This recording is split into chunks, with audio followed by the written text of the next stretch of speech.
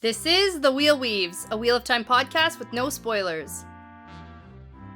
Welcome, book friends. I'm your host, Dani, and I'm the first-time reader going through this series chapter by chapter. As always, there's no spoilers past the chapter we're covering, and that means it's totally safe for first-time readers. I'm joined by my co-host, Brett, who's a longtime fan, and he's guiding me through this journey. We'd like to acknowledge and thank our executive producers, Brandy and Kirkwood, Andre the Man in White, Chad Welsh, Sean McGuire, Laura and Johnny Lewis, and Rikky Morrisette.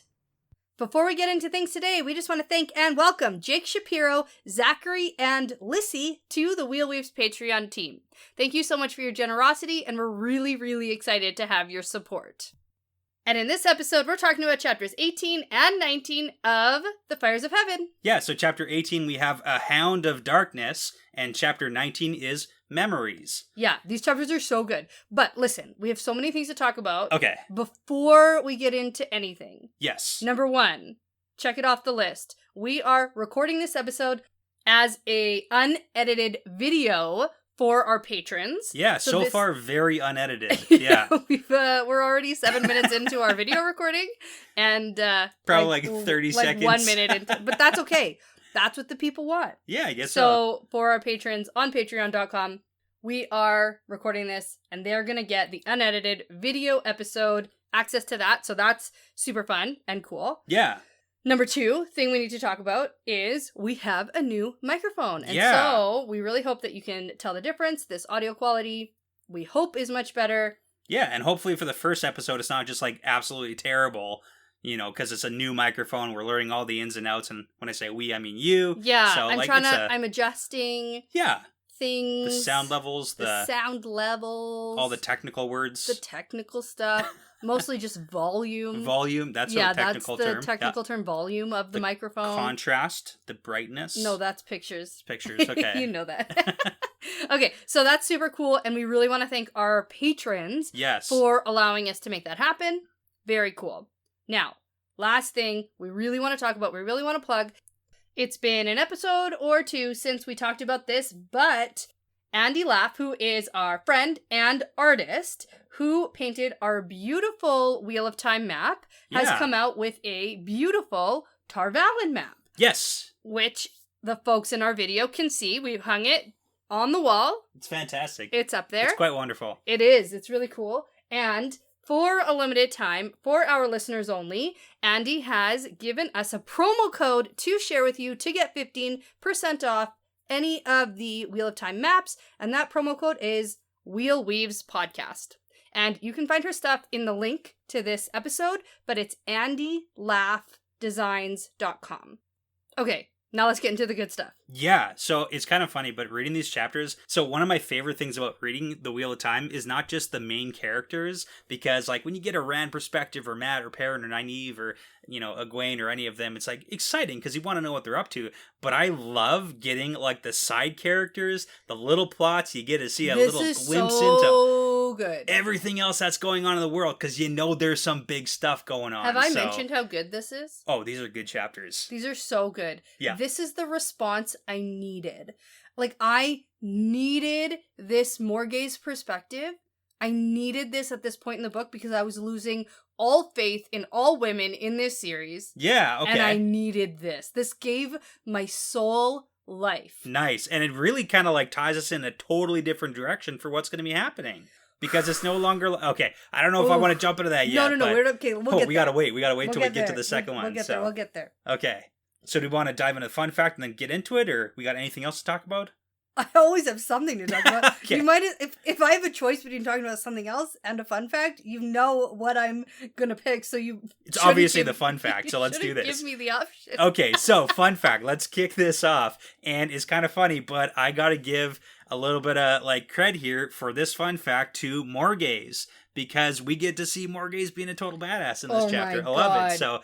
And I got to continue on the trend of the last fun fact with that whole Arthurian legend stuff, because I know you were paying attention when we talked about Galahad and Galad. So, okay, so we get to see this sequence, and Morgase is drawn from the King Arthur mythology as well. So I got some fun tie-ins I just want to highlight here for Morgase and where that character may come from. Okay. So, Morgase in Wheel of Time is probably inspired from Morgase, which is pronounced the same, but it's spelled Morgause.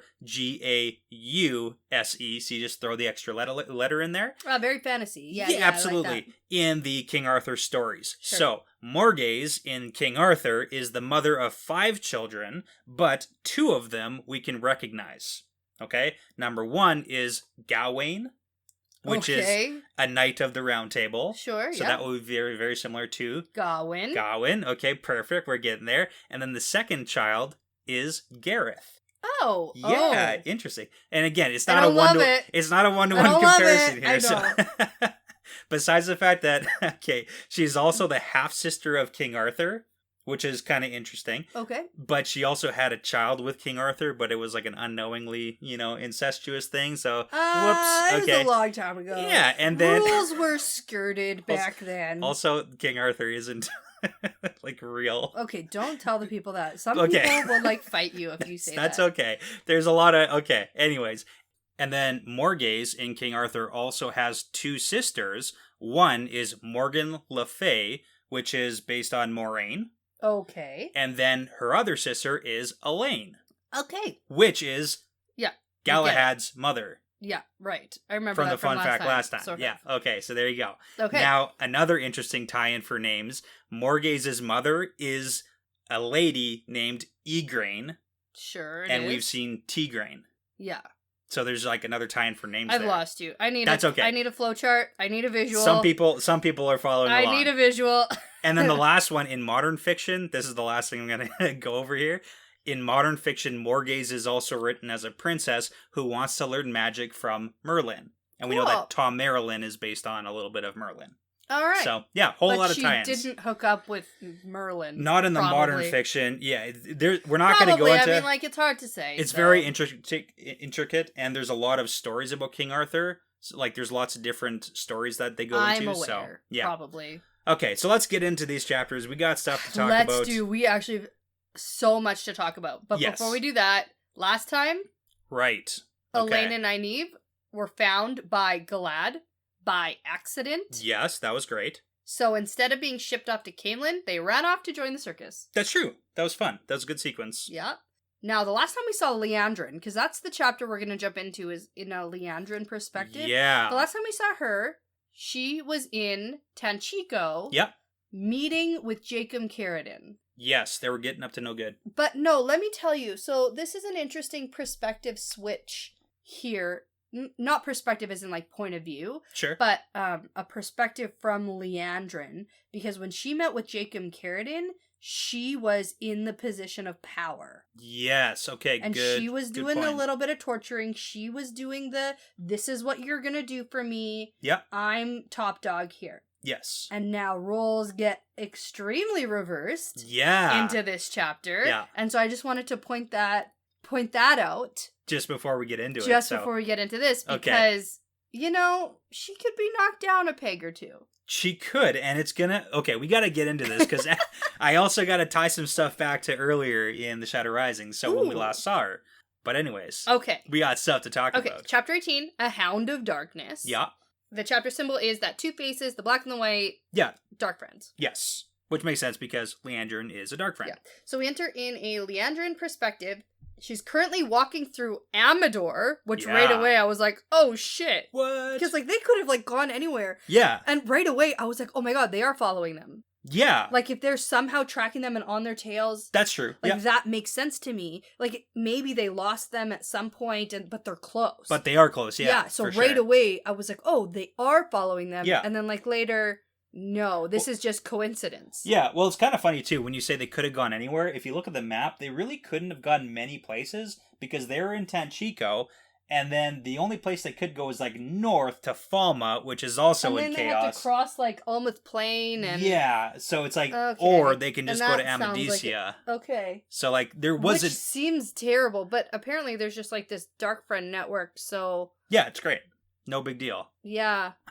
All right. And she has her big bonnet. So yes, that nobody does. can see her now, face. Now, let me tell you, though, because she is in disguise, so she doesn't be spotted, she doesn't have her braids anymore. Right, she took those out. She's wearing the clothes of the area to fit in, and this includes that big old bonnet. Yes. Now, I want to tell you, last time, when the women, Nynaeve and Elaine, got their bonnets, and I Yeah. was like, what?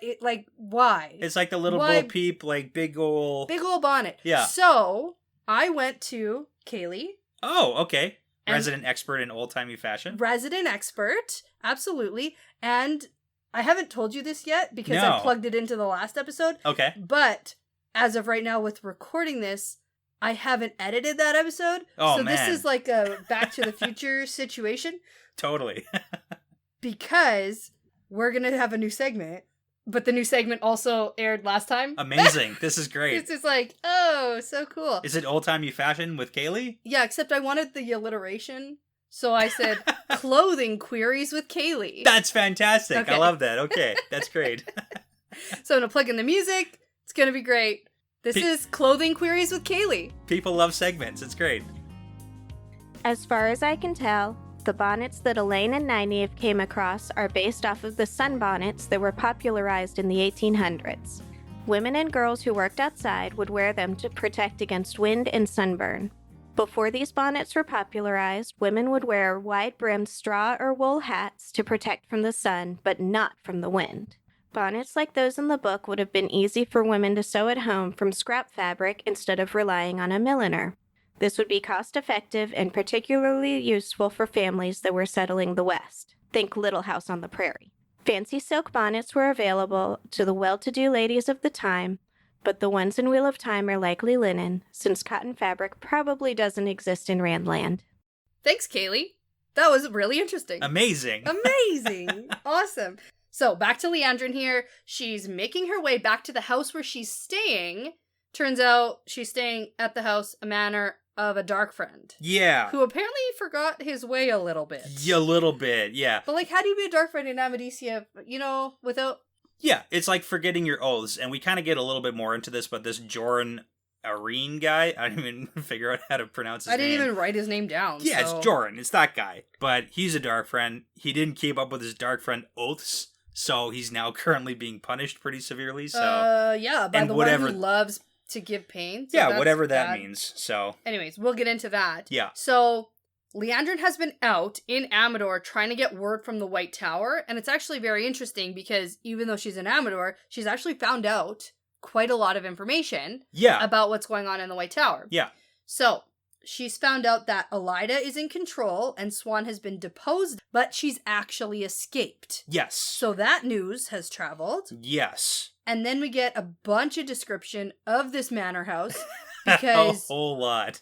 I thought maybe your fun fact was going to be about topiary. No, I didn't even catch that word. What? Oh, that word's not in there.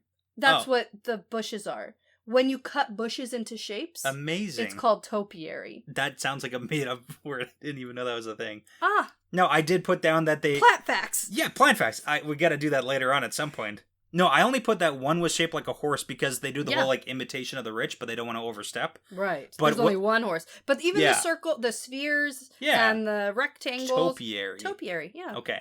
I learned that from HGTV. Nice. Okay. Yeah. No, what I was gonna say, and the point I actually wanted to point out here about this little segment is that Liandrin's viewpoint of Swan, even though she's disposed of, as she says, she calls her a useless rag now Well, because she's been stilled. She is. She's medium useless. She can't channel, but she still knows You know everything. how people feel about, or not I people. know that. You know I how don't Aes agree Sedai with it. feel about people who can't channel. It's just like a very harsh criticism. Like, holy heck, Liandrin, what are we doing here? Oh yeah. Calling people useless rags. Well, I don't know. It's a good insult, though. I don't really blame her because I feel like most people who get stilled don't have the fire that Swan does. That's true. Well, yeah, that's definitely true. Right? Anyways, let's get back into this. Because, like, you know who's a useless wreck, or who was under the control, was Moghedien. yeah, That guy was like, he's not useless. no, but he was. When he Well, was under the control. Anyway, he was okay. also like a prisoner. I get it. I get it. Okay. So, we get a little bit inside Liandrin's head. She's just a terrible person who hates everyone. Oh yeah. Oh. She has, like, such contempt for everybody. Yeah. Mostly men. Yes. But also everybody. Also, like, servants and poor people and, like, everybody. They're all disgusting. It's everyone who's below her station, which is everybody. Everyone. She's like the quintessential, like, evil person character. Remember when we first met her? And I was like, she fits the mold of a dark friend to a T. Yeah, you did say that. Yeah. So, and you were right. So. I was right. Yeah. That was one of the good ones. Well, I mean, you did see her, like, doing her, like, mini compulsion thing, so, in Foldara. No, that was before that. Oh, before? I think that was like the first time we really saw her. I'm pretty sure somebody who's going back and listening through, tell me said. Your first opinion. My first opinion. I feel like the second I met her, yeah, I was like, dark friend. Well, it's also funny. So in her perspective, it's really funny being in her head. Yeah. Because even how she describes things, she's like, this ridiculous ramp up on this house and those stupid colors these people are wearing. Yeah. Like, she just, like, it's so funny listening to her describe. Yeah, I know.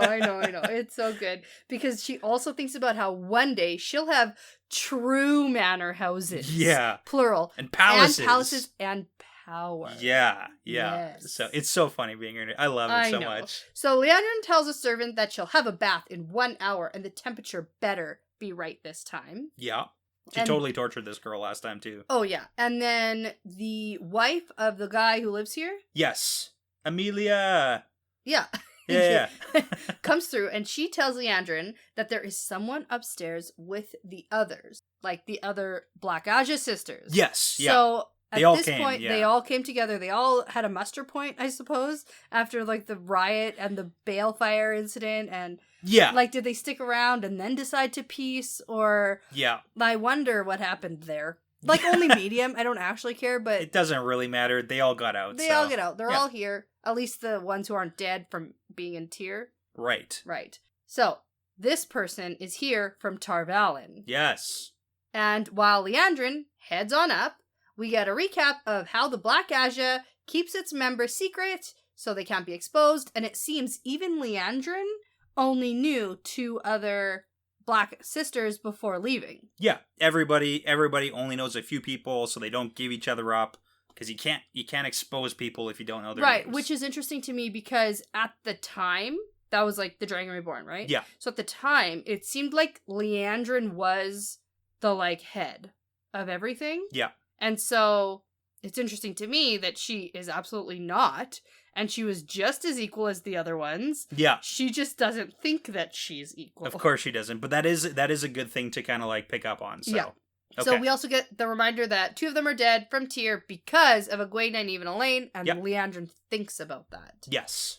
Now we also learn that Liandrin does not know that Nynaeve and Elaine were in Tanchico. That is huge, actually, and that kind of like circles back to the whole they're not following the girls. So, like, that's a big piece of information. That's the whole thing, and I went, oh my god, really? Okay. Yeah. So then, like, just coincidence that they're here, sort of. Yeah. Well, she even thinks about, like, oh, if they were there, then I totally would have captured them. Oh, I would have captured them. They would have totally walked into my traps. They're too stupid. But to be fair, she does think about, like, they walked, like, face first into the other traps. Yeah. So. And from Leandrin's point of view, I get that, but it was mostly because Lanfear set them up. Yeah. Or whoever was responsible for that garbage bag situation in the one room in the basement. It kind of seemed like it was Lanfear. Yeah. Well, she was definitely the whole, like, Elsa in disguise and... Yeah, all that stuff. Sending them there to find out about, Tyr. Yep. And they wouldn't have walked into that trap elsewise. Is that a word? No, doesn't matter. Doesn't matter. You know what I'm saying. Okay. It's good. They're all good. So, before Liandrin leaves the room, Amelia is like, oh my god, help my husband. He's so sorry. He will truly be a dark friend now forever. Yeah. Just, like, make him stop being in pain. Well, so it's kind of weird because he's, like, clearly being, like, perma-tortured here where he's just, like, held up in bed and basically, like, you know, I don't even know how you want to describe it, but... you know, under severe pain, fever, like, it's bad. It's a bad situation. Yeah. But how sorry can you even really feel for this guy? Because he's just a dark friend. It's like you knew a team you signed up for here. Oh, yeah, I don't feel sorry for him. Yeah, I'm just like, oh, okay. you know, I was I'm just like, wondering, are you asking me? Because I don't care. If some people felt bad for him, it's, you know, he's a dark friend. He signed up for this. I don't feel bad for him. Yeah. I kind of feel bad for his wife, who, like, might not have been involved. I bet she was involved. Yeah. What if he was a dark friend and then met her and married her I'm creating a backstory for her because I feel bad for her. Okay. Yeah. Yeah. I don't know why. It's a bad backstory. It's a bad backstory. It's not good. I like it. People like it. Yeah. People like my backstories. Okay. So, we do get a tiny tidbit before we move on here about Chesmo Yes, okay. being a yellow Aja who Yes. was like the best healer in Yeah. generations, and now she kills people as easily as she heals them. Yeah, which makes a lot of sense because healing is very close to murdering, which is like, it makes sense. Right. Yeah. And this is another instance of a spoiler happening around me that I Okay. had no idea was even a spoiler or like anything I should know or care about. Which was what? Because a long time ago, Rafe Judkins did a Q&A Okay. and he said something about Chesmo, the yellow sister, and he was like trolling people. Okay. And I don't even remember it. Oh, you Because just know that he said the words? I know that he said those words. Okay. And it's like one of the only things I ever like actually noted because Rafe Judkins said it. Oh. And so I was like, oh, this must have something to do with something. And I was like, Who's Chesmo? and I was like, is What this does a that character mean? he's created? And then like we sort of got the name, but then I couldn't. Yeah.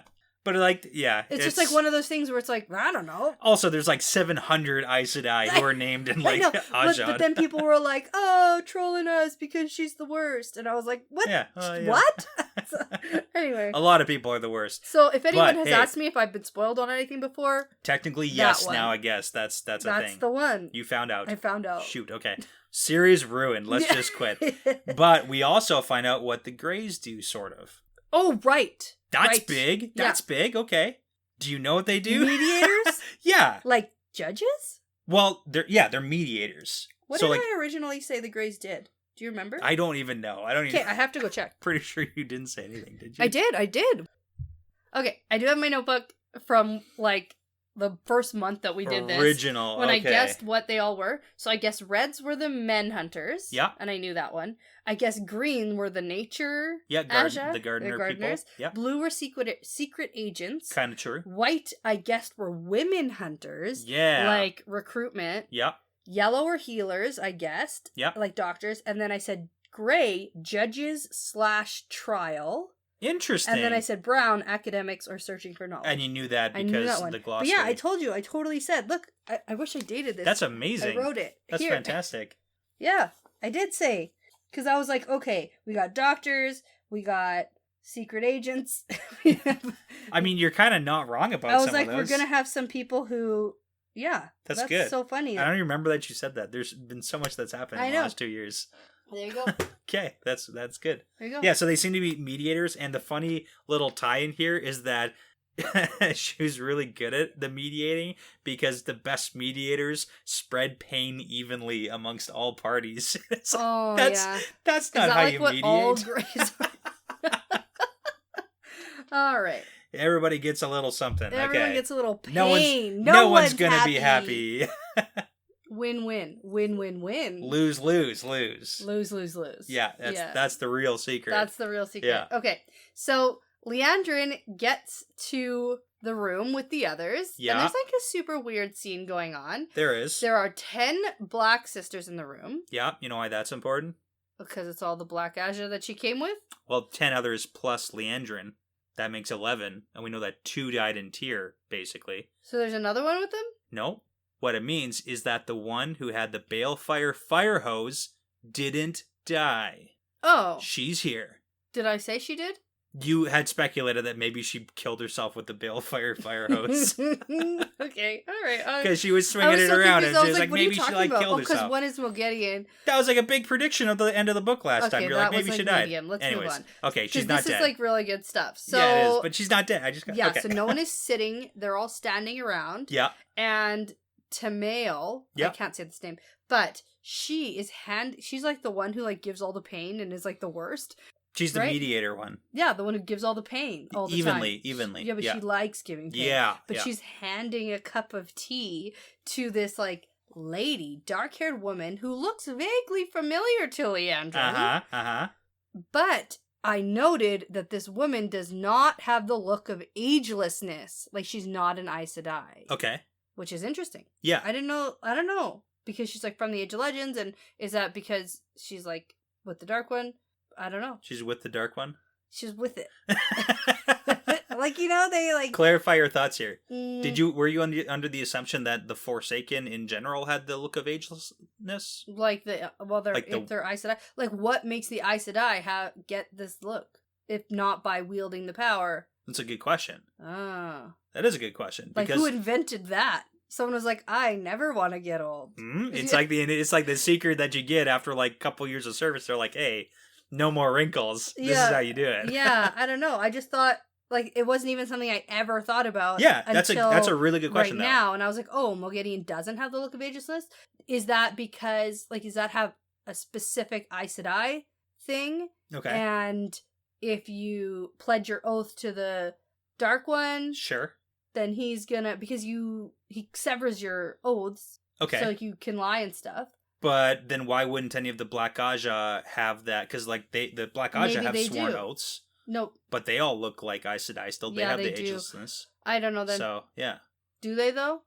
Well, yeah, obviously. Oh. Okay. Because otherwise, all the Aes Sedai would be like, all the Aes Sedai would be like, why don't you have the same? Oh, you're now. a Black Aja. You're Black Aja okay. now. So yeah, like it's all of a sudden you're so wrinkly, Liandrin. So this is a funny thing, is because like the agelessness, which is really hard to say, is a distinct appearance of Aes Sedai, but we know that the young ones don't get that. Not yet.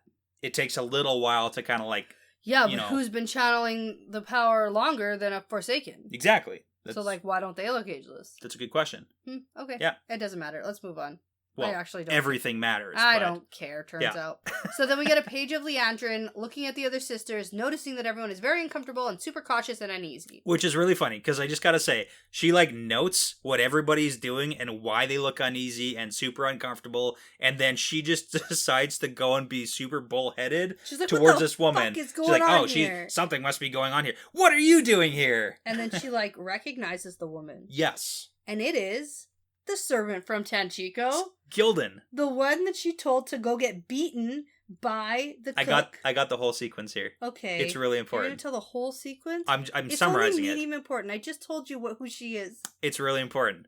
Because the big mic drop here is that it's Moghedien. Yeah, I know. No, but okay. Okay, go back. We all want to listen to I gotta say it because it was so funny, because when we first did that chapter, and it was chapter 38 of The Shadow Rising. In case anyone cares. And you were trying to skip the whole Gildan bit. I was. A little bit. Because Liandrin kept calling her a cow. And I kept saying, let's talk about that. So I pointed it out, everything that was happening. So I'm just going to highlight this. So we got introduced to Gildan when we got to see the Black Aja sisters who were up in Tanchico.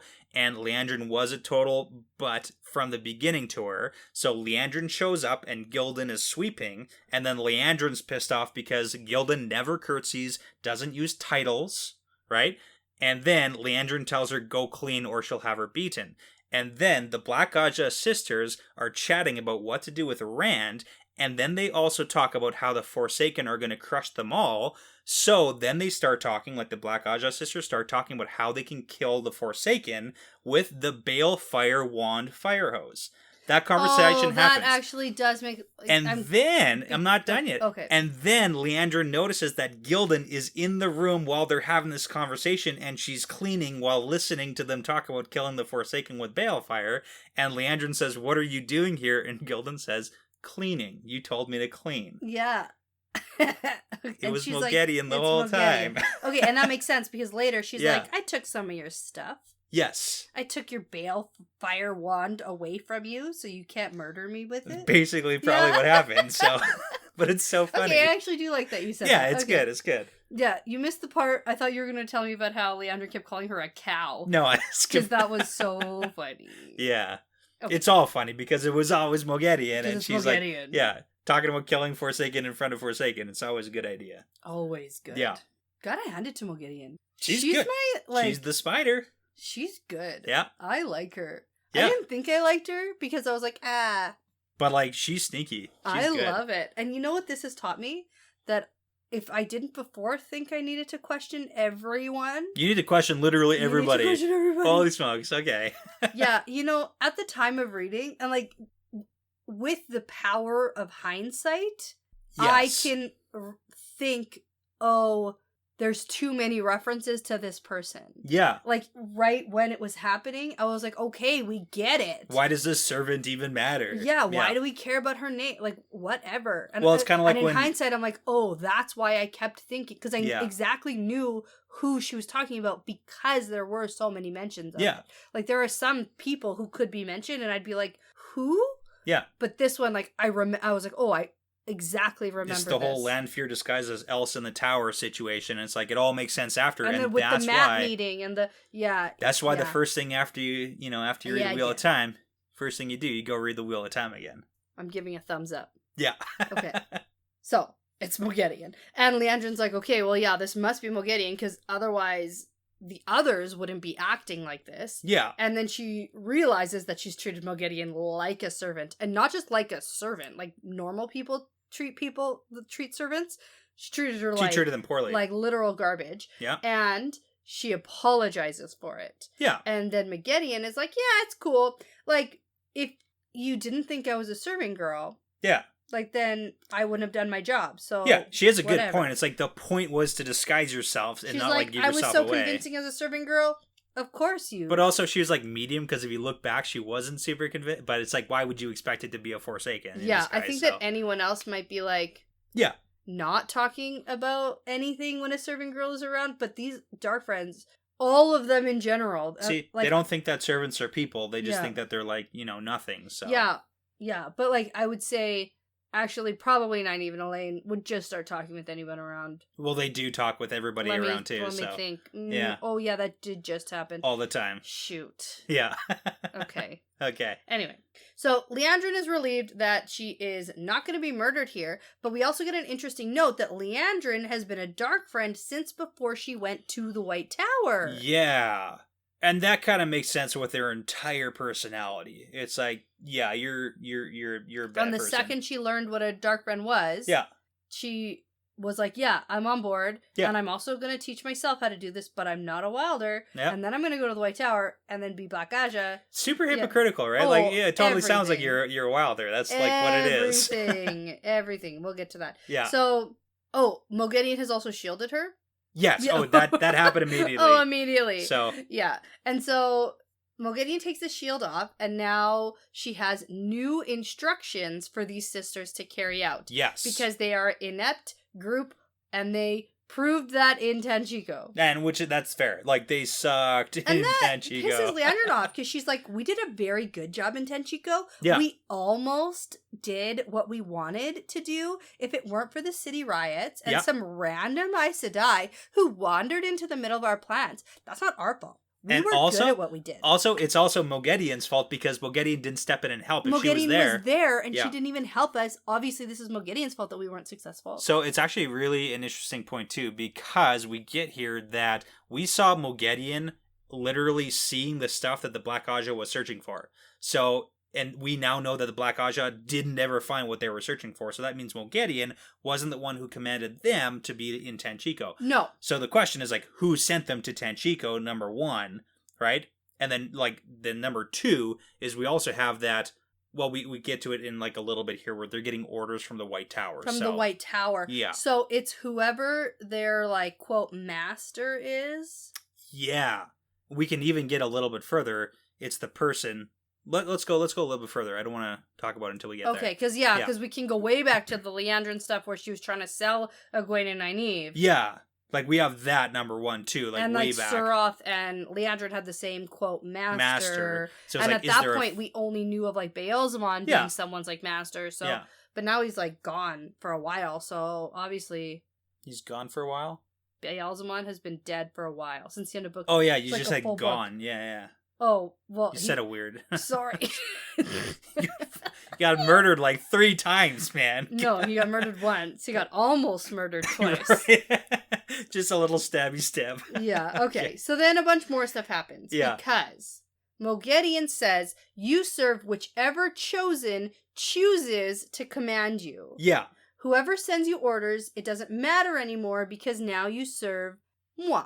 Yes, because they're currently waiting for orders from the White Tower, and that's the big piece that I kind of want to, like, tie in here. Right, and Liandrin's like, oh, shit.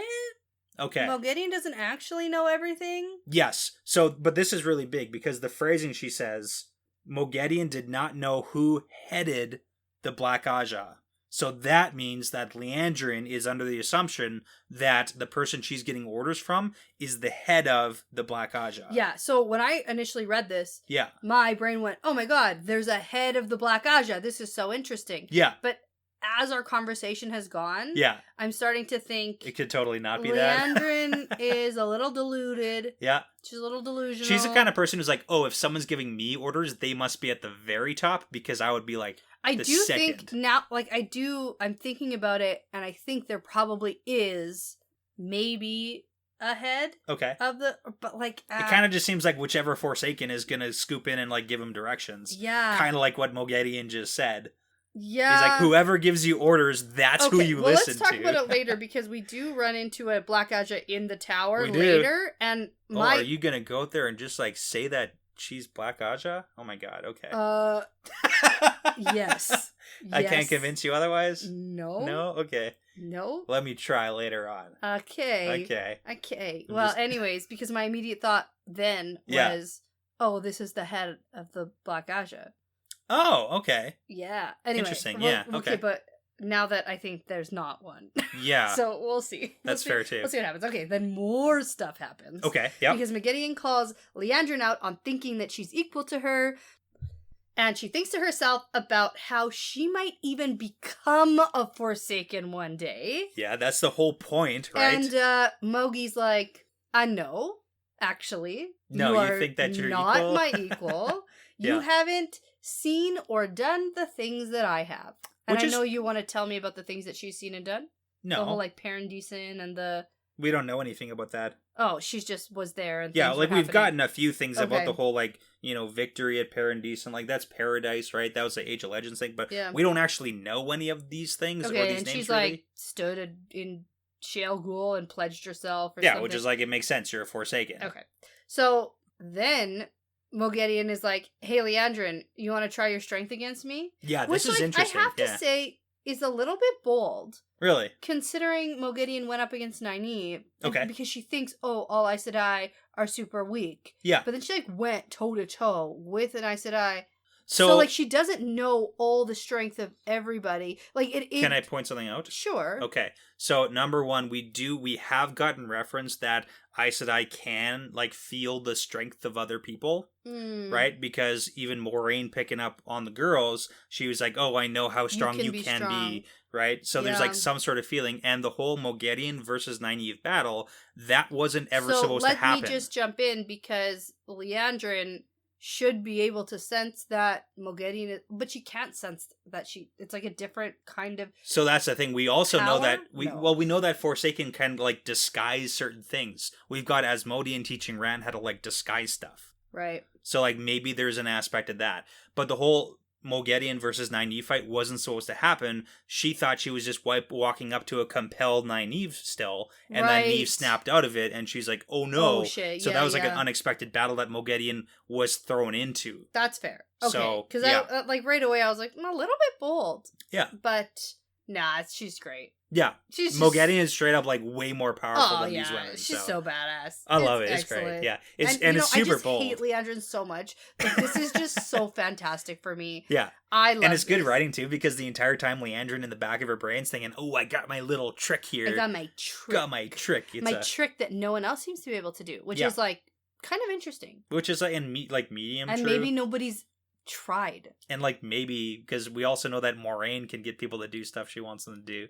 So maybe it's not the exact same, but Oh, that's like, she does have an I called it like influencing. you did call it an influencing thing. So like maybe it's like a mini version, not so mean version. Except you don't do it mean. Yeah. Because the Cruciatus curse is Oh my god. I one can't of the unforgivable curses. You do the nice version of it where you're like, hey, why don't you go ahead and do this? Why don't you go ahead and tell me what happened here in Whitebridge? Exactly. Right? So That's I what mean, can like think we're about. just kind of Okay, putting grab the out- shot glass. Okay. Okay, I threw that in there for You did. funsies because I All just want to take a shot because we're on video and we're having a fun night. So cheers. Cheers. It's a whiskey. Okay, you gotta find out where you were now too. Yeah, what were we talking about? I can't believe how long we've been talking about this for. Actually, I can because there's so much to There's a lot. speculate on. And we're actually almost done the chapter here. We are. Okay. Okay. The whole testing.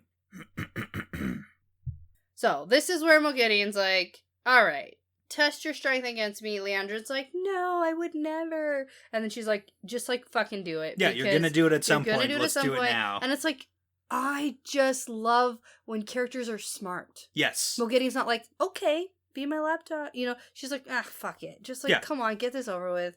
They're all dark friends for a style, reason. Yeah. I'm just like, all right, kid, fight me. Yeah. Like, it's like, we know you're going to tantrum. Are you going to do it now? Or like, well, I mean, but they're all dark friends and they all got into the same business for the same reason. And it's like, they all have that ego that you kind of need to be a dark friend in the first place. So, ego. Okay. Yeah.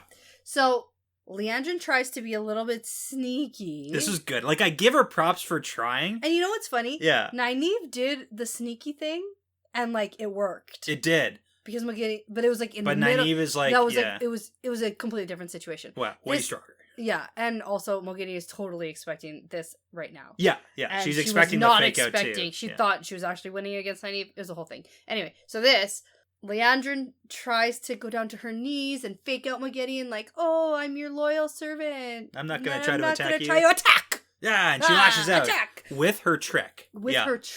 Yeah. And so later, we sort of get that she knows a little bit about compulsion. Yeah, so hers is like a mini version of compulsion. Now, did she do this with like, I don't remember. Lady Amelisa? Yes. Agelmar's sister. Agelmar's sister. This is literally the mini compulsion version where it's like, but she attack does the weakness. Pain though. It's not compulsion. She like gets people to do what she wants by hurting them. Yes, but this is the whole thing. Is she looks for cracks in your confidence to like insert her opinion into it. And Moghedien literally confirms this as like a mini version. Right, she's like, you suck. Do you want to see what the real version of what you're trying to do is? So this is the real version. Literally, that's what happens here. It's like a locale option of compulsion. Yes. Salad dressing light. Right. So, the calorie-wise. Yeah, no name brand. Yikes. Nobody wants that salad dressing. Yeah. Okay, so Moghedien does a little show because she's like, here's how it actually goes. Yes. And we've seen real compulsion in action before, and this is real compulsion. So Liandrin is convinced that Moghedien is better than her, which is like, go Moghedien, because... But also like medium. No, but Liandrin needs to remember that she acted this way and that Moghedien can make her say and do things. And she like 100% feels like, oh, I'm better. This is like, and we get it in Morgase's head later, but... Hold up. But the whole thing is that when she's under the compulsion, that's when she's like, oh, I'm a dog. I'm a worm. Yeah, that's what I know. Yeah. I know. But it's like after the fact, after the compulsion is done. She remembers that happened, though. Yes. And her feelings. Okay. So, after that, Moghedien lets them know that she has taken some of the objects of power they had, but left some. So, isn't she such a generous, kind mistress? Yeah. So besides this is 100% she took the baleflower wand. Yeah, because I was gonna ask you, what did she think take? She took, yeah, probably the wand. Probably some of the dream terangrials. Maybe a few of them. Like it does sound like she left some of the trinkets. So it's like if Moghedien, we know that she can go into Tel'aran'rhiod on her own. Like she doesn't need a trinket. Did any angrials get stolen or just terangrials? We don't really know. We just know like the list, but we don't know what they did. But they were all like dream terangrial basically. So all right. So then we get that Liandrin is like observing everyone who's going to get their orders. Yes. Because here in the story, Liandrin gets released and is like, see, that's how this actually works. Yeah.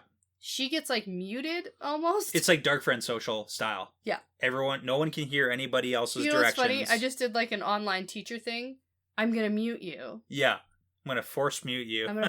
Yeah. And then also, like, force deafen you so that you can't hear what I'm saying. Yeah. And you can't talk. And then I'm gonna call everyone up one by one. And this is the Dark Friend Social thing that Beelzemon did. Yes. Yeah. Except a little less scary, it seems. Like, a little less, like, pushing their faces to the ground and then... Yeah, little less in-your-face control. But, again, that was also from Borz's perspective, which is Jacob Carradine. Right! And it's funny because now... And, like, who knows which Aes Sedai now... Because now we know there's lots of Black Ajah. A bunch of them, so... Who knows which ones were at that Dark Friend Social. Because we know that Goodness. at least there were 2. Yeah. Okay.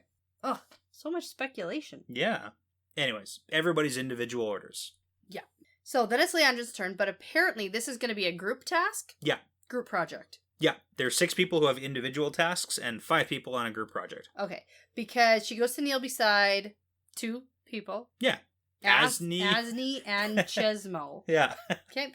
And so Liandrin thinks about how she's going to have to be careful in approaching the other sisters about teaming up against Moghedien. So this is the thing. Because she thinks that she can beat Moghedien Yes. and turn her Yep. into other Forsaken For a reward to win favor. of becoming another Forsaken. And I said, okay, I can't wait for that to happen. Hold on, but this is the funny thing, is because Moghedien, like, after she basically, like, overpowered Liandrin, she said, oh, are you the kind of person who needs a lesson number 2? Right, we didn't because talk about you kind of feel like you're the kind of person You're going to need a second lesson. you're going to need a second lesson. And then this Liandrin entire thinks time... to herself, I don't want a second lesson, so I have to be sneaky sneaks. Yeah, but we do know that women can form circles to overpower other people. So That's true. if she does team up with other Aes Sedai, the other Black Aja here, like, they actually legitimately, like, if they all ganged up on Moghedien right now... It's just how much knowledge does Liandrin have? Exactly. It's like, what does that get us? Like, where are we going with that? And we know that most Aes Sedai don't have very much knowledge. It's very little. It sounds though that they have the 13 thing. I think they know that, kind of. At least the Dark Friends do. Like the circles? Yeah, they know about that kind of stuff. They know about some stuff. But it's like all the fancy little tricks. Black Aja, whatever. Yeah, fancy tricks with the power. Yeah. So. Yeah. Okay. Yeah. Okay, so now to the mission. Yes. Because 5 of the Black Sisters are going to capture Nynaeve Almira. Yeah. Yes. Alive. Okay, alive. And Liandrin admits that she knows who she is, and this is where she calls her a filthy wilder. Yep. And it turns out that Liandrin is also a wilder. Yes. but won't admit it. Yeah. Is like, I'm not a wilder. I just do everything a wilder does. Yeah, exactly but that. That's not me. Yes. This reminds me of how I don't like Nynaeve because... You're too similar to her? Because I'm too similar to her and I'm not going to admit, whatever. Yeah. And if it's like, I'm someone who's not self-aware... Yeah. It's like everything that I don't like about myself is in that person. You're like, oh no, it's showing. Yeah, and so it's like I don't like wilders because like I'm a wilder. Like yeah, but she was only on her own for like a year, so it's different. That's it. It's different and because she totally it's her. taught herself on purpose. Like she Yes. knew exactly what she was doing. Mm-hmm. Yeah. Okay. Anyway, she was super smart as a so teenager. Moghedien is like, okay, here's what I know about Nynaeve Almira. Yeah. Okay, this is big. This is big. Huge. So turns out they were in a village called Sienda about 2 days ago, and Nynaeve is with another woman who Moghedien might be interested in. Yeah. And now they have vanished. Gone. Okay. Gone. Okay. And that's the end. Okay. And so now I kind of want to know who was Moghedien disguised as Nobody. in that inn. I don't know, maybe. No. Oh. Well, let's think back to our Sienda. Well, I guess not in Sienda.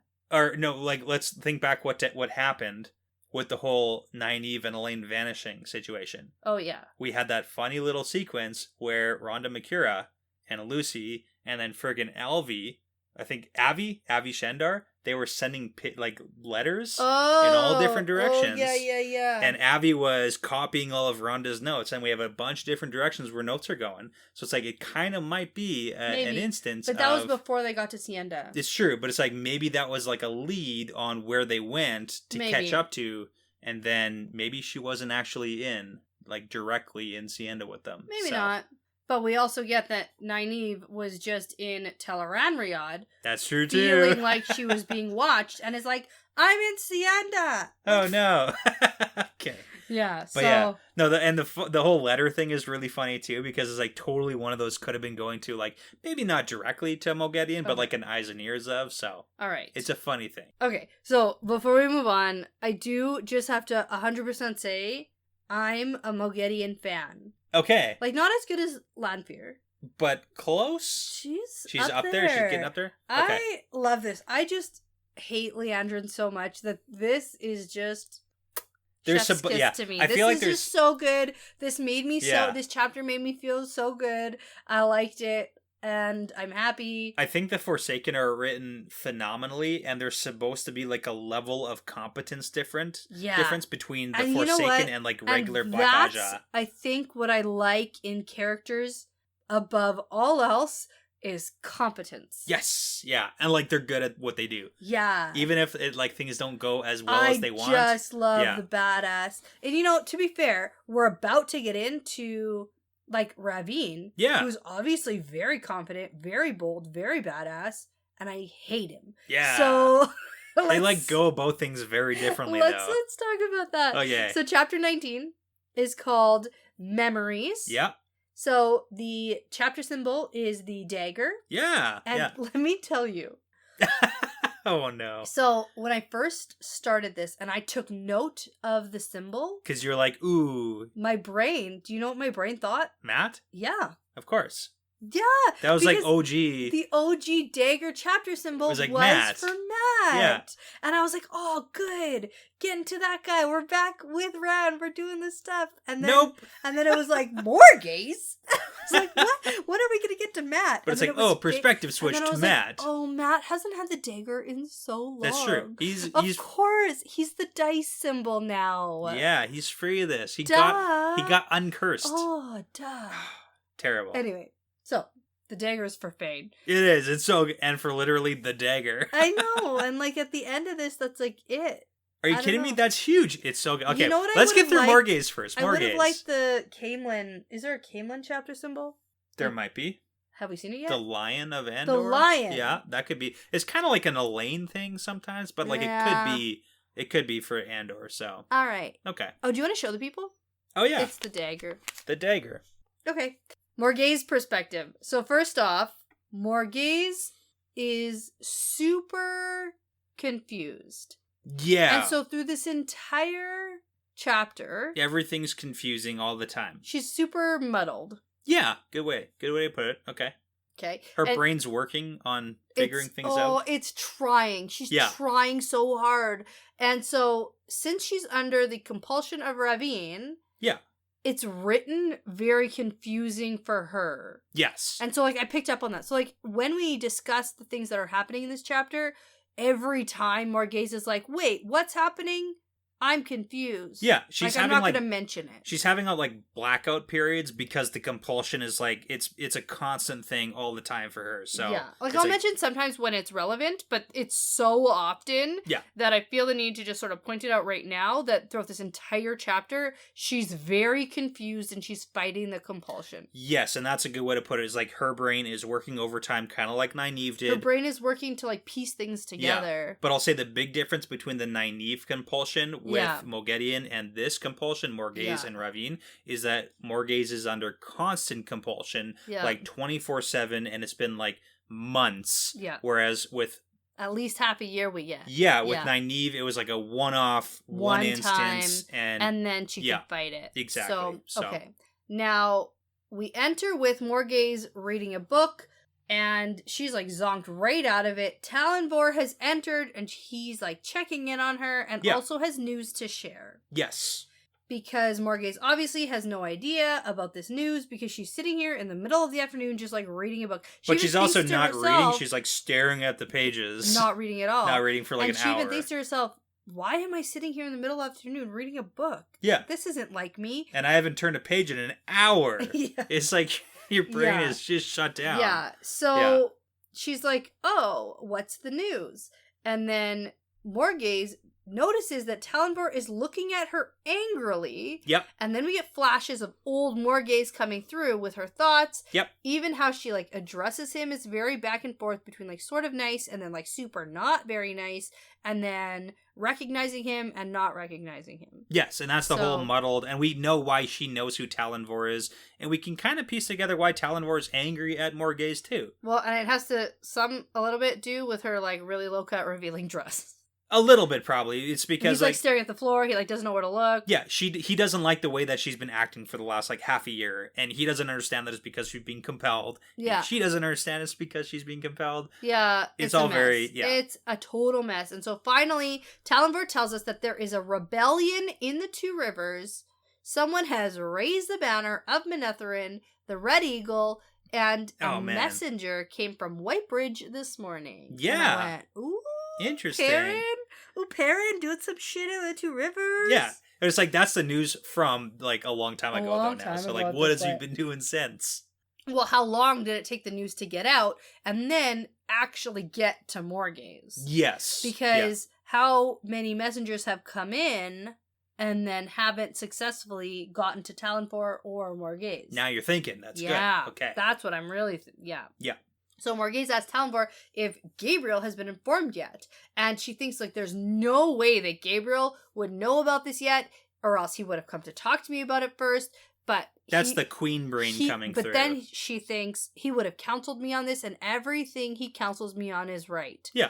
And then she goes, wait, what? Wait, what? And then Talonfor is like, yeah, Gabriel already knows, and he laughed about it like it wasn't important, and this lights a fire under Morgase's butt. Yeah. Because no rebellion, no matter how small, should ever go unchecked. And I gotta say this, because, like, I love the whole Morgase brain fighting back, and I like, it's like Morgase's attitude and personality kind of shines through, because she 100% views the Two Rivers as part of her realm. It's like, that's my territory, I don't care how long we've left them alone. Wool and tobacco. Yeah. She even says it. She's like, I know they're experts, I know about them. Well, if you remember, like, obviously she met Rand, but before Rand, she's met someone Tam, from the Two Rivers. Probably Tam. I'd like it to be Tam. Definitely Tam. We haven't got...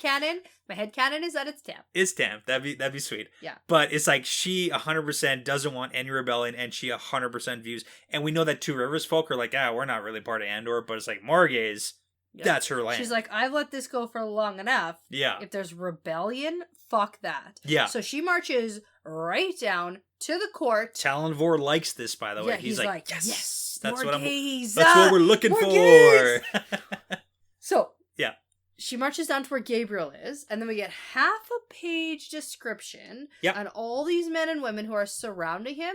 Mostly that these are the ones who actually opposed Morgase during her succession, and they definitely should not be here. She's never let them in here before. And she recognizes them and recognizes that they shouldn't be here. Yes. Again, brain working overtime. Yeah. So Morgase marches straight up to Gabriel and is like, I would like to speak to you about the Two Rivers in private. And Gabriel's like, nah, go back to your room until this evening. But then Morgase says no. She's fighting back. She fights back. I love it because she's trying so hard. And I feel so bad. Like, I just got to preface this. I feel so bad for Morgase the entire time because it's like, it's compulsion. And, it's I feel bad for her probably because everybody who she's hurt around her, and I have this point later in the chapter. Yeah. How is this going to get fixed? How is she going to, find out what's legitimately happening to her? And how is everyone going to realize that she didn't do any of this on purpose? And explain it all to every single person. Yeah. It's like, that's a lot of work here. Because I don't even think she realizes how terrible things have gotten. No, she doesn't get it fully yet. Like, she's getting there, but... She starts to get it, but... She's starting, but she's not there yet, so... Yeah. And so she tells Gabriel, I don't think so. You're coming with me, and these assholes are going to leave the palace, or I'm going to exile them. Yeah. And good idea on fighting back. Yeah, good effort to Morgase. Yeah. A for effort. But... Nice try. But Gabriel stands up and tells her to go back to her room. But an interesting point that I picked up on my third listen to the chapter. Okay. On my walk today. Yeah. Because this is such a good one. I read it and listened to it multiple times. It's a good one. It's so good. So I picked up on the fact that Morgase's Gabriel's voice in Morgase's head is loud and echoey. Yes. For his instructions. You will go back to your room and read your book and wait for me till evening. Yeah. Whatever. So then she can see that everybody around is smirking and kind of laughing at her while she turns and leaves. And I'm wondering if that's the compulsion message she gets in her head. And he's saying something else out loud. Interesting. Even worse. Or more after she's leaving too. So it could be what's echoing. So he's totally doing a revamp of the compulsion. He's reapplying the layer. Reinforcing. Yeah. Because the first time he said it's just if he compelled her, listen to everything I say. the first time he says it, he doesn't need to like channel and re-compel her. Yeah. But like the second time, he's reapplying that layer. Oh, 100%. Yeah, This is but that's like a good point, compulsion like- in her head. And so she hears these words and it's like, I want to know if he's saying something even more embarrassing. And he could be, because And, she blacks out. She blacks out, and then all of a sudden, she like autopilots Yeah. back to her room, and she's like got her hand on the doorknob, and she's like, "What the fuck has happened? What It's am like, I doing? Where Why am am I here? Yeah. And so she's like seriously fighting this. So she's like, I am not gonna go in this room, and I am not gonna wait for Gabriel. And she doesn't know where she's going, but she forces herself to walk away. Yeah. And as she's wandering around puzzling things out, we get a whole lot of politics and like Days Day Mars stuff. Yeah, we do. It's pretty good. You want to summarize that? I do. Morris? Okay, and it's kind of like a little bit of history on who Morgase is, and Yeah. a little bit of like character building. So Sure. Morgase took the throne during the Succession War, and that's after we know that Queen Mordrellin died, and Mordrellin was the mother of Luke and Tigraine, who both vanished. And that's why there was a succession war, because Yes. Tigraine vanished. Right. Okay? Yep. And then after Morgase took the throne, she pardoned everybody who opposed her. So those 7 that we saw in there, I think it was 7. Yeah. Because it's best to like bury the hatchet. Like, don't create animosities when you first take But the like throne. also let's not entertain them in my palace. Yeah, it's like you can't come in, but I'm like no hard feelings, but like don't ever show yourself here. So Yeah. she just didn't want the whole Days Day Mart, like the Game of Houses thing that the Kyrianan do, to come into Andor. Yeah. So to limit that, that's why she like gave the, blanket pardons or whatever Got you want to call it. Okay. So, and that's why the 7 meeting with Gabriel, she likes them the least of all the people who opposed her, because obviously there's lots of houses, and she knows that Gabriel knows that these 7 are the worst. And this is the big point. The only conclusion that Morgase can kind of make out of this is that Gabriel is plotting against her. Yes. Yes, and that's big. I do have that. He's plotting. She's come to the conclusion that Gabriel is trying to overthrow her and put himself on the throne. Yes. And she's very confused as to how she let this happen. Shoot. And I feel so for her. I know, that's what I'm saying. It's like, none of it's her fault, and all the terrible Yeah. things that she's done is like not free will. I know. It's all bad. Awful. Yeah. Okay, so Morgase is finally where her brain took her to. Yeah. Again, more autopilot, so. Yeah.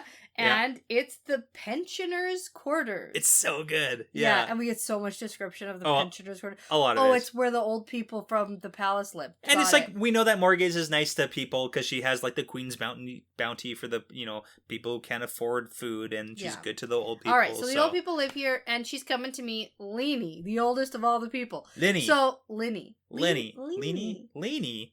Ah, I like Linny.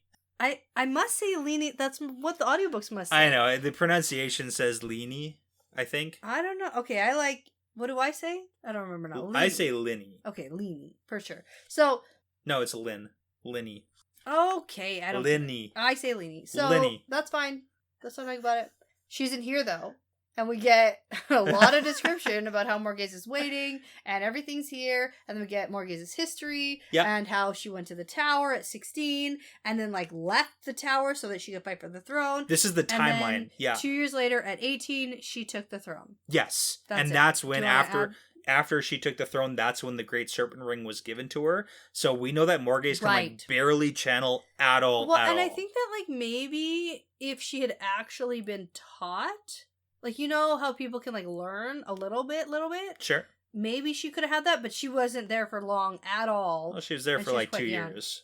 Oh, She was there long enough. Morgase can't really channel. okay, she got Yeah. but she got the serpent ring as she like did. a gift, As a gift, because Tarvalin wants and a she queen. still wears it. She does, even Yeah. though she like has that like compelled hatred for Oh Tarvalin. yeah, which we need to talk about back later. and forth. We'll But get it. the whole thing is that the White Tower wants like Queen Morgase to be openly supportive of Tarvalin. Fair. That's why it's like the ring And is that's really why Elida important. came, I guess, to Yeah, she it's like inserted not many- herself there, and we all know Elida's backstory. Yeah, and not about many why rulers. she wanted to help in Yeah. Andor and Camelin. So not many rulers openly have Aes Sedai's support. No, But that's I why they know want that. to like give them the Great Serpent Ring. So got it. Okay. Yeah. So then Leanie comes in.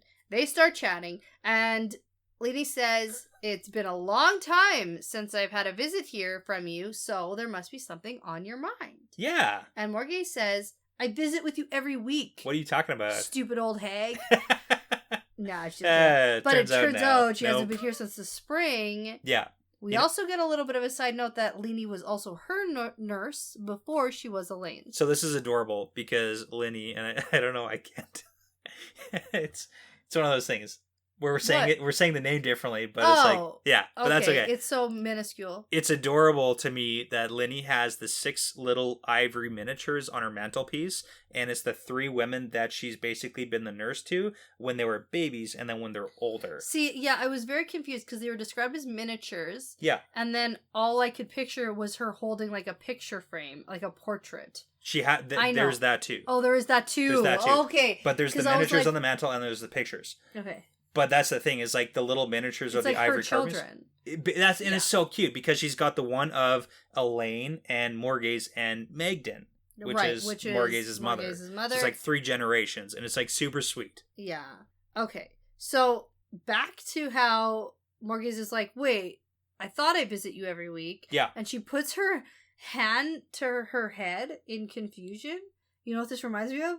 The Green Man. Oh, yeah. It's like, oh, what? And that's like literally the exact sentence. Yeah. He puts his fingers to his forehead in confusion. I'm so confused. Yeah. He had a head trauma. He had a head trauma, but like, so does she. It's true. It's like internal. Yeah. But Morgase tells Linny that she won't be able to help her with her problems.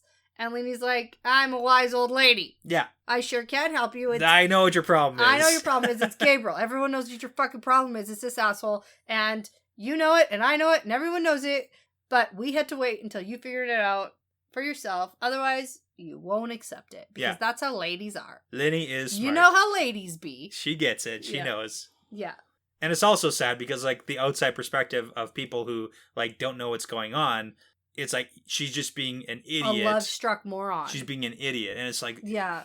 And that's how Morgase sees herself, too. Yeah. Especially when Linny leaves later, and she's like, I just let myself get too carried away being infatuated with this man. Yeah, because what else could it be? So. Yeah. I hate it so much. And then she also... She's like, if you knew, you had a right to tell me. Yeah. She's like, I'm going to get my head chopped off. Yeah.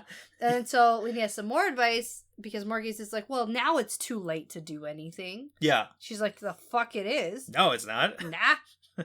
Pack them all up into a tight little ball and kick them the hell out of the palace. Kick him into the sun. Put him into the sun. Yeah. Boom. There you go. Bundle them all up. Gabriel, Altima, and all the others. But it's like, we also can't blame Altima because she's also compelled. I know. But like, this is just like...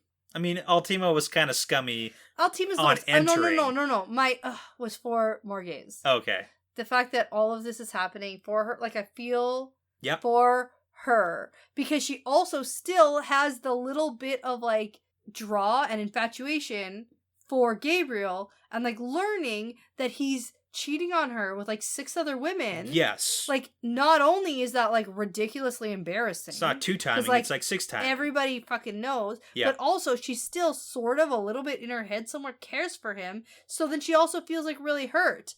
And I think that learning this probably helps her fight against all the stuff she feels for him. It does. One interesting note. So 5 people have rooms in the palace, and then 1 is being shipped in and out. Yes, all bundled up. So probably... I don't think that one is a mistress. It could be the Aes Sedai. What Aes Sedai? We know that the White Tower, like, Elida sent like an Aes Sedai spy, and she was young because she didn't look like an Aes Sedai yet. Could be. So maybe that's the one. Like, that's the only reference we've got. I have to tell you, I don't think that's, like, a mistress. Okay, what do you think it is? I don't know. Literally could be an Aes Sedai No, informant. I do think that it's... I don't think that. I think Okay. you're telling me that to throw me off. All right. And that didn't come to me naturally. That's fine, yeah. But I do think that it is important. Okay. No matter who... Somebody. This lady is... I think that this little thing, because Linny goes, oh, probably she has a husband. Yeah, that's the most... Makes sense. So. No, I think that she's important for something, but... Okay. Keep it tucked away with everything else. It's tucked away. Okay. There you go. So now this really, really pisses Morgase off. Yeah. She wants Gabriel's head. She wants him flayed alive. And then she thinks about how much she wants his touch And then she thinks about how she must be going mad. Yeah, makes sense. Which is, like, fair. If you could be, like, consciously aware of your thoughts going that back and forth, I, too, would think, I would be like, what the fuck? What's my brain doing? This is terrible. Especially from such a strong, competent woman. Like, yeah. Strong, competent person yeah. doesn't have wishy-washy thoughts all the time. Yeah. Like, this is 100% confusing. It's all bad. And so, Morgase has all this rage building inside her, and so she's starting to form a plan. Yes. Plan number 1. So, we get a little bit more politics. Yep. Mostly about how all the people that Morgase had... Like on her side? Everyone she had on her side. Yeah. All the people who liked her and trusted her and she liked and trusted. Yep, all the good guys. She's exiled and she can barely remember it. Yes. So we get like all the strong houses that were aligned with her during the Succession War especially. Like not the 7 houses plus all the rest who opposed her. All the ones that were on her side are now gone, booted out, and that was clearly like a Ravine and like thing. Someone who was like her best friend or something, she had basically Alorian, like whipped or flogged or something. Yeah, Alorian was the one who was It was her mother or her grandmother. Yeah, her grandmother was why Elaine is named Elaine. Yeah. So it's like BFFs, family friends, old timey. Oh my god! And she's like, "Get out of here!" And it's the all woman bad. was like, no. Yeah. And then she got like whipped in the streets or something. Remember, flogging is worse. Right. Yeah, flogging is worse. I don't know. Okay. Yeah. We did a thing about that. I know. Okay, so Leanie realizes that something is definitely not right with Morgase because she's like, what do you mean I exiled all my best friends? Yeah, it's like, you don't remember that? And then he's like, excuse me? So she like checks for a fever. Yeah. And she's like, something's not right. You need an Aes Sedai healer. And then Morgase pushes back, though, and we get her thoughts on the back and forth on her feelings about the tower. Yeah, we've seen this like since the very beginning, where it's like she hates the tower, but she likes the tower, and she's proud of Elaine for becoming accepted, and then we had that whole like weird Sheriam business where she's like, oh, tell Elaine I really like my quality one-on-one time with Sheriam, and we're like, that's weird. Like, yeah, especially if she was compelled. Yeah. Yeah. That was like her fighting back. That was her fighting out. Yeah. So I have a theory. Okay. Do you want to hear my theory? I do. So my theory about Gabriel's compelling strength on certain things. Okay. So I think that for the whole like, yeah, you want my touch and you want to meet with me and you want to listen to things I say because I'm always right. Yep. I think that that's all like, let's call it normal level compulsion. Okay. And then I think that there are some things that got extra doses. Okay. And that's why they're sticking with her longer. Gotcha. Okay. So the whole Aes Sedai hatred thing that she like can't let go of for some reason, I think that might be Gabriel doing extra strength level compulsion. Because there's one other thing that makes sense. Okay. That Morgase can't get out of her head, even by the time they get to the inn later. Yep. And it's Brynn being a traitor. Yeah, okay. And she's remembering everything else. Even the Aes Sedai stuff, she's sort of remembering, but then like hard, no Aes Sedai. Yeah.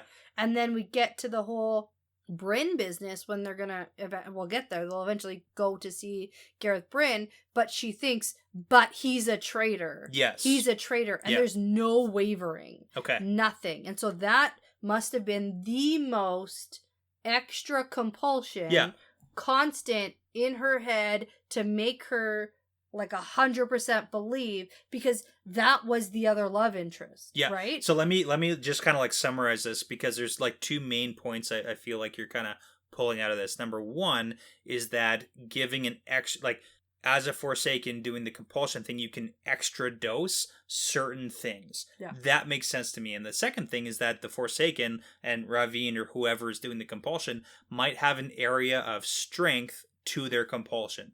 So it's like, he might be better at compelling you about certain things. So he might be able to compel women to be attracted to him a little bit better than he can like make you hate somebody else. So it's like Ravine clearly likes his women groups around him. You know, who said that he likes to like collect his women. Yeah, it was like Grendel or Moghedien or Lanfear. It's like one of them. It's yeah. like, oh, Ravine likes it. So maybe Ravine's like really good at compelling you to do that kind of thing and to like want him.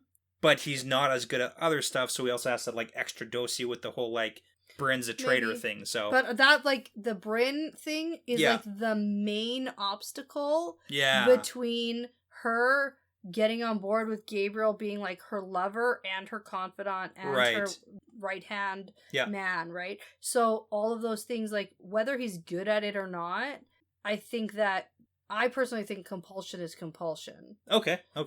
So I don't know. I just think that it might be the extra strength stuff. And I think with the rest of this stuff that she's regaining, like in this entire chapter, I think at the end, I talk about how I think Ravine has gotten comfortable and I think Yeah. he's gotten cocky. Oh, and yeah, I want to give Morgase a bajillion million credits of credit. Okay, that's a lot. I want to give her all the credit for fighting this with her strength. Okay. But I also think Ravine has gotten a little lazy with his compelling. Yeah. Yeah, no, I agree. think he's gotten a little I too agree. cocky and a little too confident. He could be moving faster on his whole like game plans of everything, it seems. He likes. He's really taking his time. I feel like he's like got released and he's like, I'm gonna enjoy this a little bit. Yeah. I like that lady and I like that lady and I think I'm just gonna hang out in this palace for a little and that one and that one and that one and that one and that one. just for a little bit. I'm gonna hang out here. Yeah. And then I'll worry about whatever my plan is. So yeah. No, I think he nailed it. Okay, back to this.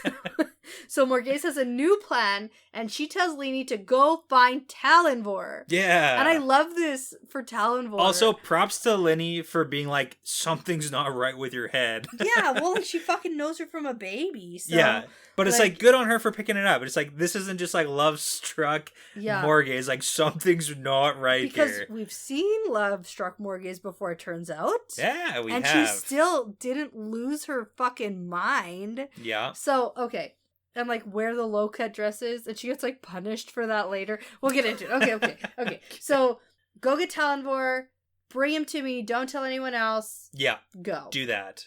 So Morgase, Super secret. she parks her butt in the chair Smart. and doesn't move. Yep. Because she's afraid that if she gets up, her legs will just carry her back to the room and wait for Gabriel. Totally true. Might happen. And if she didn't know better, Yeah. she would think that he had used the one power somehow on her to make her be thinking this stuff. Yeah. But that's just crazy. That's That crazy couldn't because happen. no man could live as long as he has with channeling. But like almost. Unless you're the Forsaken. We can give her points for almost. Yeah. She like almost gets there. She's like, this is totally the only thing that makes sense, even though it doesn't make sense. Yeah.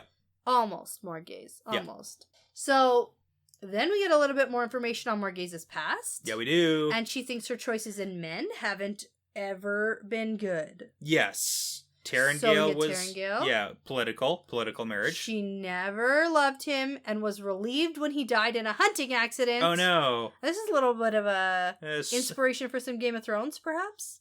Well, I mean, yeah, but that's the whole Tom thing. Well, yeah, no, I know. But then Oh, like in the Game Robert of- Baratheon. Yes. Okay. And how he died on a hunting accident on purpose. Well, he died after. Based on the show Well, that I know of. And this one might have also... Yeah, it could have been. Yeah. Yeah. So, Anyway, Game of Thrones. Game of Thrones is good. So, Tom, Yeah. twice her age. Yeah. So it's like the timeline on this is a little bit wonky because we don't know 100%. Mm-hmm. So she talks about how he was twice her age then. Yes, of course. Well, yeah, no, I know that. Yeah. Yeah. I know, like, because if she's like 40 something now, I know he's not 80. Yeah, like that's I not know, how I age obviously works. know it was at the time. Yeah. So if she was like 20 when they hooked up, he might have been 40, which makes him like 60 now. Yeah. So it's like 15-20 year difference probably between the two of them. So That still makes him like between 50 and 60. yeah. And like Elaine, who's like probably less than 20. Are you worried about the weird It's Elaine and it's Tom all thing weird. still? It's almost like a... Okay. I actually read a dumb article today about Oh, Hugh no. Hefner and his wives. Oh, great. And that's like kind of the vibe I get from Tom. Tom gives off Hugh Hefner vibes. A Okay. little bit. All right. Well, I kind of get that. With the young ladies he's wielding. Wielding. Wheel. Okay. That's good. Okay. Okay. All right. Okay, anyway, so about Tom, though, he vanished and then came back and then was really mean to her. No, but this is big because she never learned why he left. Oh. That's huge. That is bad. But he was really mean to her. And he was medium mean to her. He called her a little bratty child who needs to stop doing what the tower tells her to do. Yeah. Because he's so mad at the Aes Sedai. Yeah. Because his nephew got murdered, basically. Murdered by the Pretty Aes much, Sedai. yeah. So, but that's the thing, is like, Tom never told Morgase why he actually left, and then we know that he got into that... he ghosted the queen. I already knew he never told her. Yeah, he ghosted her, but like, say, he could have come back and like, because he did come back, and then there was a whole tiff with Elida too, so I was like, okay. Okay. But yeah. And then we get Brynn. Yep. Who she thinks of as a treacherous fool. Yeah. And this is back to my theory about the, like... treasonous. What did I say? Treacherous. Oh, yeah, it's definitely treasonous. Yeah. Yeah, but this is back to my theory about the intense, extra strength. Extra dosage. Extra doses. Yeah, which makes sense because Brynn would have been like the biggest obstacle to Ravine when he came there. And then she's like, ugh, and now Gabriel and that guy totally sucks. Terrible. So finally, Lenny comes back. Yeah. With Talonvor, and he says, I guess your meeting with Gabriel didn't go so well. And I was under the impression that he was there with her, so... Oh, yeah, no, he wasn't there with her. Okay. He watched her leave. Oh, okay. He was, like, happy that she was, like, marching off. Right, yeah. I thought, I don't know, I guess in my mind, he followed her and was there when the interaction went down, and then I was confused, and so, it's okay. I just was bad at reading. Okay, yeah. Yeah, it happens. It happens, yeah. And so... he also snaps at Morgase because she's like, calls him a lad or something like that. And he's like, oh, I'm not a boy. Well, she keeps calling him man. Young Talonvor. Oh, okay. Is that it? Young Talonvor, and you're a sharp lad. Right. Yeah. And so Morgase puts Talonvor back in his place because she is his queen. And then she has some questions. Yeah, because this is like the next plan after the original plan of gathering support of the houses. Which is, like, not going to work because she exiled everybody. Right. So how many loyal men are in the guards and how many will obey their oaths and follow her? Yeah. None. One. There's one. I mean, none else. None else. Just one. Zero else. 0 plus 1. It's just one. It's just him. Yep. And she's going to have to go outside of Camelin for any more help. Yeah. So plan 2 was, like, how many troops can I get to, like, overthrow and boot out Gabriel? It's none. It's none. Fuck. Yeah. Everyone else in the guard has sworn new oaths to the throne and law. Yeah. And not to serve the queen. Shoot. So, new plan. Talonvor needs to find some horses. This is plan number 3. For some outside help. And on Talonvor's recommendation, this is nice. They're gonna go to an inn called, drumroll, yep, the Queen's Blessing. Yeah, because we got a good Queen's man, Basil Gill. Basil Gill. He's back. Let's go. And so she also thinks that she is very good at disguising herself. Yeah. And if this was anybody else at all, I would think, oh, I bet you're actually not that good and everyone knows exactly who you are. Oh, yeah. But she seems like she's pretty good. She goes out and interacts with the commoners once a year. Yeah. But she can't remember doing that this year. Yeah. I wonder why. Probably because she hasn't done that this year. Right. Okay. She's got brain problems. She does. Okay. Yeah. I like that we're getting back to, like, Basil Gill, though. It's funny. Yeah, but also Talonvor is like, why did you wait so long? And she basically is just like, it doesn't matter. You have to obey me now. Also, like, she's got no idea. Nobody has any idea. She has no clue. And it makes it super sad, too. It's like, the worst. because Morgase is awesome. Yeah, so once Talonvor leaves, Lini asks Morgase, why do you keep calling him young? Yeah. And Morgase is like, well, it's because he's young enough to be my son. Nope. And Lini's like, no. No. I think this is more compelling.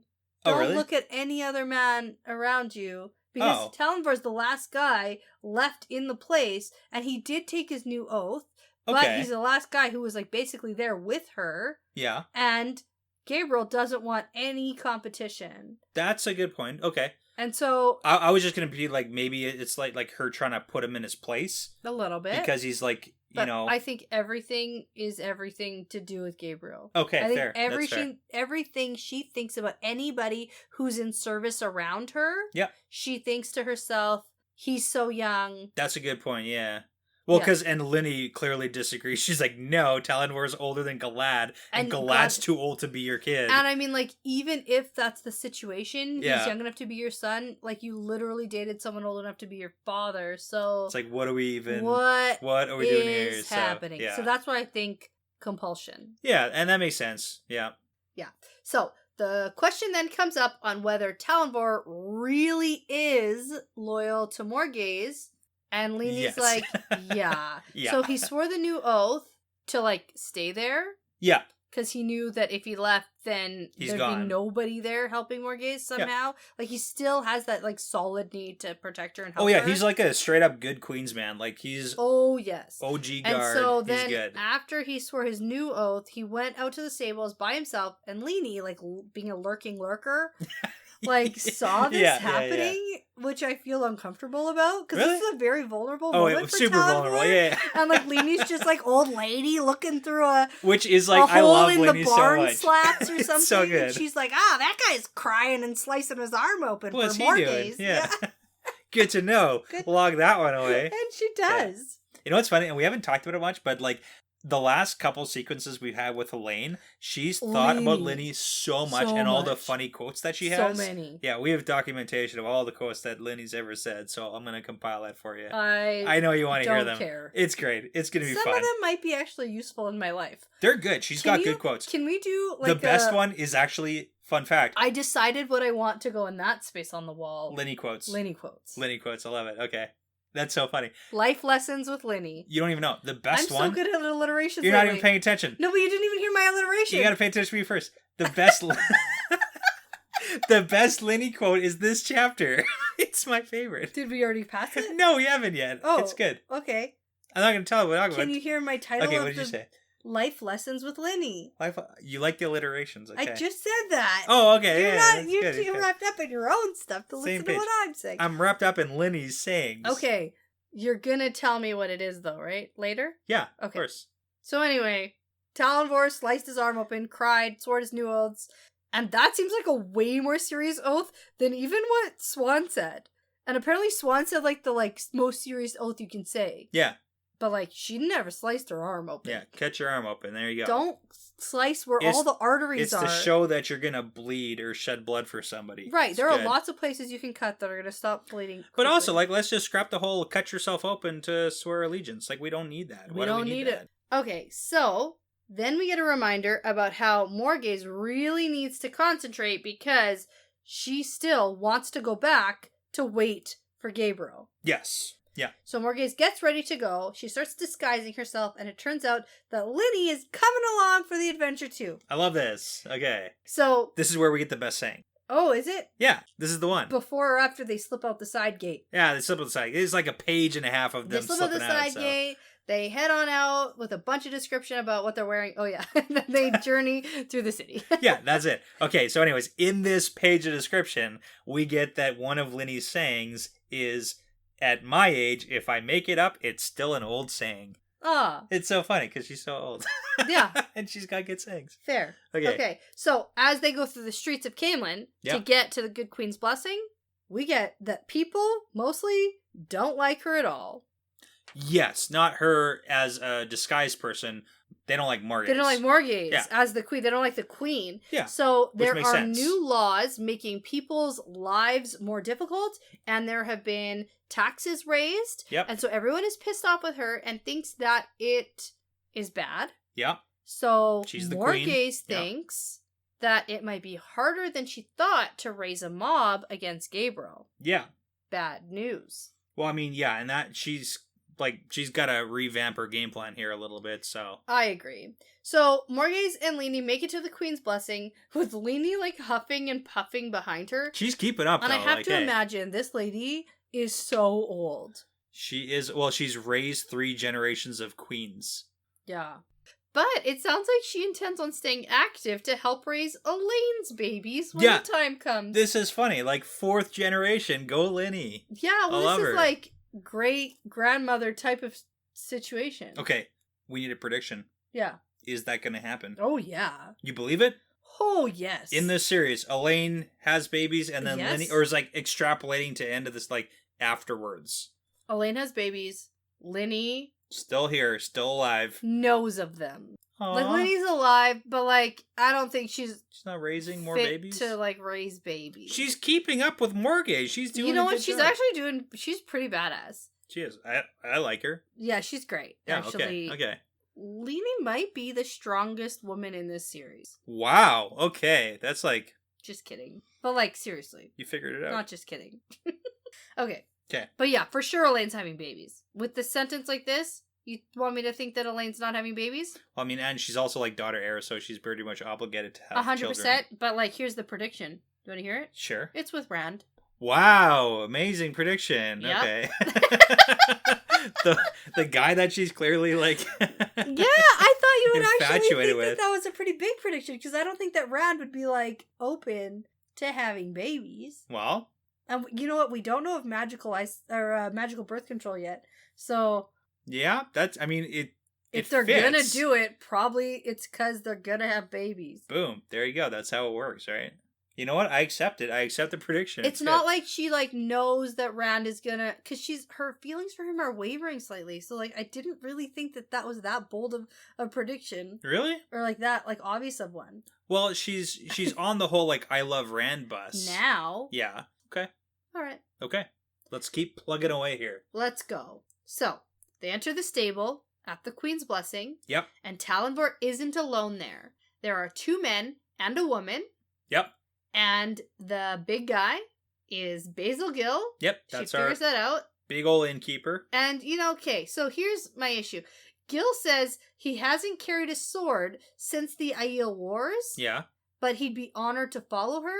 Sure. But didn't he once say that he actually never went to fight because he had a bad knee? Or was that someone else? It might have been somebody else, but I it think also it was him. he doesn't say that I didn't. He's just saying that I haven't carried a sword. So he could carry a sword I with think a bad that knee. he wants to look good in front of his queen, and I'm like, I didn't go check.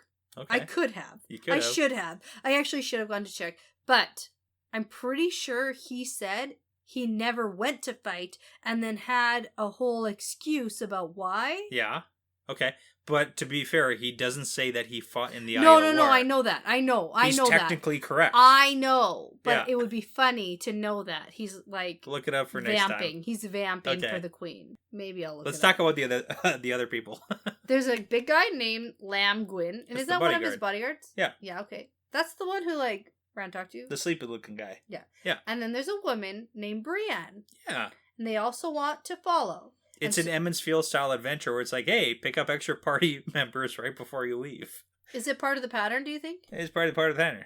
Jump out of the staples. Probably. Part of the pattern. All right. Okay. So, Morgase accepts their service, but says maybe Brienne should stay behind. This sucks. I don't like this. But Brienne kind of sounds like a badass, and she's like, no, fuck you, I'm coming too. Yeah.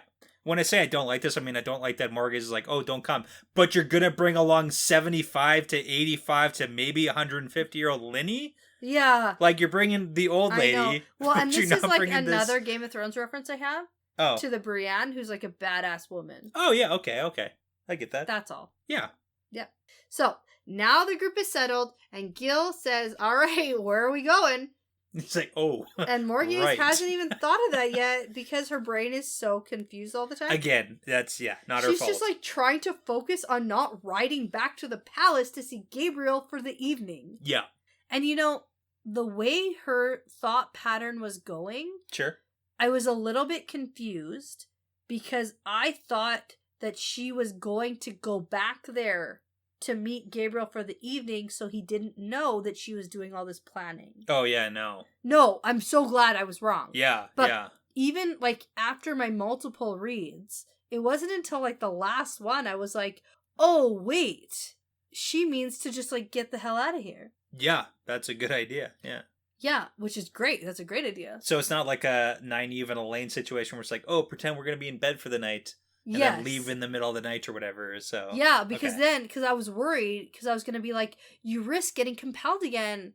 Like, Yeah. I was worried she was going to send Talonvor and Basil Gill, like, off to whatever, and then she was going to go back to the past so that she doesn't alert Gabriel to her being away. I mean, a few times she's like looking at where the sun is, and it's like, oh, he's going to expect me in the room in the next like 2 hours. That's why, because there were so many instances of it. I get that. Okay. Yeah. So yeah, let's end this perspective here. Okay. So they are going to get Gareth Bryn. Apparently there are hard feelings there, but if Bryn follows, then others will come. Yes, because Bryn is the best. He wins every fight. So. And she thinks about how he is a traitor. Yep. Again.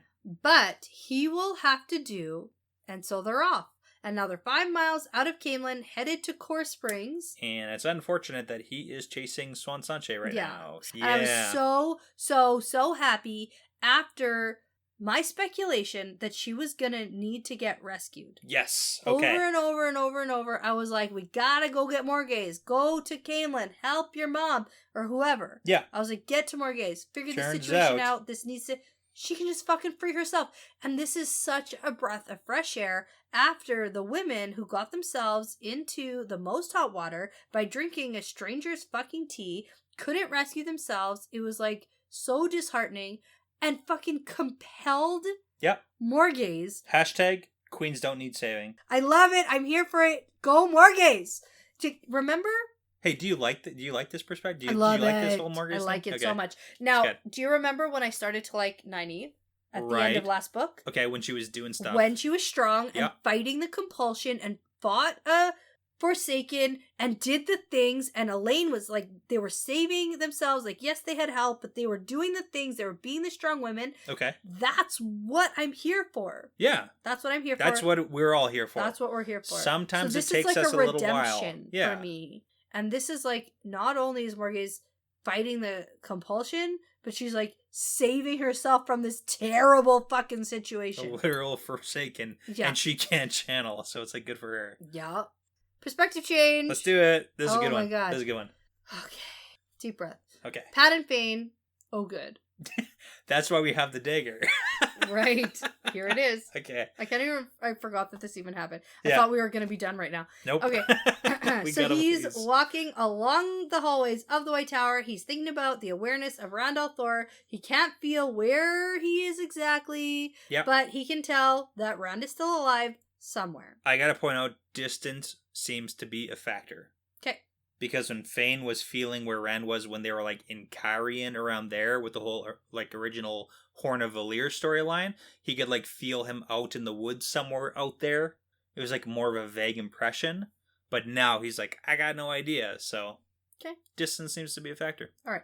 So Fain can also feel the awareness of something else, a part of him that was stolen, and it's the dagger. Yep. Because he's made his way to where the dagger is being kept, and he is giggling to himself because he is at the door. Yep.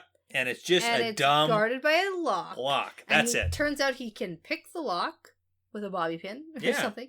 And 2 bobby pins. Yeah. And he thinks, stupid Aes Sedai, without any power protection. Idiots. And I thought to myself at this point, well, that can't be true. Yeah, and it's not true. There's no fucking way that's true. But there's no blatant oh, the door's gonna explode when you open it. Yeah. Like there's nothing like that, but clearly there's it's an alarm. Worded. Yeah. I know. And so Fain lights a candle, enters the room. There are shelves and boxes and chests and things of metal and all crystal and glass and all sorts of crap all over the place. And he finds the box he's looking for. It's a dark metal box, and when he opens it, it has 2 lead walls. Well, no, it has lead walls 2 inches thick. That's the one. There you go. Okay. I read my sentence backwards. It's important to note that it's not in like the Horn of Valyr box anymore. Like they've put it into a lead they put it into frame. Something a little bit more secure. Yeah, like but medium. He could still sense it and feel it. And it's not a locked box. It's just like, open it. Well, he didn't like pick another lock. He just opened this box. Anyway, ruby hilted dagger inside. I kind of like got a little bit happy for him. This ought to be good. Oh man. I don't know. It's like, oh, he wants it so bad, and here it is. Like, you want him to have the dagger? Not like really. Yeah, you do. Of course you do. You're on the side of all the Forsaken. Like I'm pretty sure. Oh no, not Fain though. Fain is like the ultimate villain in this entire series.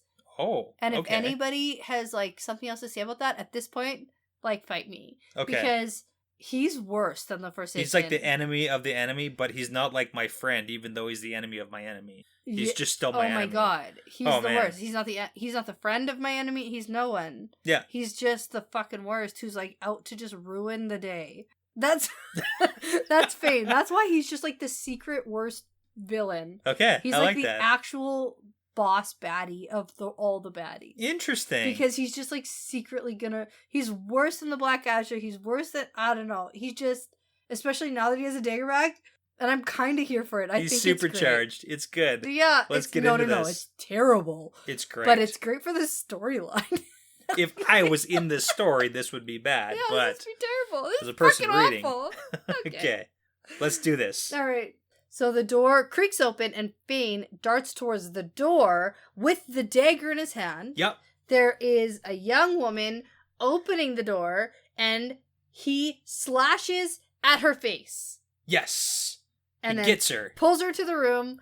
Nobody else is outside, so he closes the door again. He watches and waits, and the girl dies on the floor, just like that guy in Falma who Matt killed. Yeah, and it seems like this dagger still has all its, like, cursed power, juicy power. Oh, yes. It's certainly doing a thing. Yeah. Well, like the Aes Sedai, I guess, don't know how to remove ancient evil from, like, objects. Like, the dagger is permanently cursed. Like, it's bad. They should just probably have had like an extra lock, I'd say, on the box, or like maybe. Buried it, like literally thrown it into the bottom of the ocean. Yeah, like the whole there you go. That works. If it actually got there. Anyway. Oh, nice. Okay. And then let's not forget about the whole Fain licking the blood off of that's like splashing on him. So. No thanks. Yeah, he's doing that too. Then Alviarin. Yeah. Our favorite White Aja second in command shows up. She's the keeper of the Chronicles. Uh-oh. Shoot. Shoot. So, no wonder she was so eager to help Elida. Now that we know. Anyway, so, okay. Because, like, who wants to help Elida? Oh, yeah. Obviously a Black Aja. Now it's obvious. But that's the one who she, like, went to originally to be like, oh, I got dirt on Swan. And Alviarin's like, okay, tell me more. Cool. Yeah, let's do things. So, now it's time for her to monologue after she traps Fain in air. Yes. And he can't move. Yep. And she says, did you really think that there wouldn't be anyone guarding the room? A ward was set on the lock. And if this girl did her job tonight, there would be 12 warders and Aes Sedai outside right now. And this girl is paying the price for her stupidity. Yeah. So, not helping. Okay. Not even trying. And Fain recognizes... You don't even care that this girl's just dying over here? Yeah, I mean, that's a big thing because Alviarin doesn't even move to, like, help the girl. Like, and she doesn't... Yeah. Yeah, she doesn't call for help. She doesn't, like, call assistance. It's just, like, just them having a conversation right now. Okay. So this is where things get interesting. Yes. Because Fain notes that Alviarin is probably Black Aja. Yeah, and he's like, you're Black Aja. I figured it out. Yeah. And Alviarin doesn't say, no, I'm not. She just says that Swan claimed the Black Aja was real when she was under the question, but Elida won't believe it. Yeah, and that's good. And I just went, oh, shoot. Good job, Elida. Oh, shoot. That's not great. So the conversation keeps going, and it doesn't seem like either of them really know anything about the other. Yeah, so this is kind of an interesting point because, like, we know that Fain's been here for a while. He's been, like, talking with Elida. We don't really know much about it, but we know that he wormed his way in with Pedro Nile, like, originally back in Amadicia. So we don't really know where Fain's going with Elida. No. And the fact we that thought that it was going to be the whole, like, Rand al'Thor thing. Yeah. And, like, maybe he has all the information from her that he could get. Yeah. And now it was just like, get the dagger and I'm out. Yeah. And that's like what we see here. So exactly. So like we don't really know, but we do know now that they don't really know much about each other still. It's big question marks. Right. Because Alviarin doesn't understand why Fain is stealing the dagger and how he found it so fast. And she's like, you know, that thing is kind of evil. Yeah. And Fain it's like not just kind of evil. Is like, you know, I could kill Elida for you so you can be the first in the tower, not the second. But Alviarin's like, no, I'm happy with my second in command position because then she's out of the spotlight. Yeah. It's like she's still in control. She's just not like the Amyrlin. Both of them are like, no, I don't want your help. Yeah.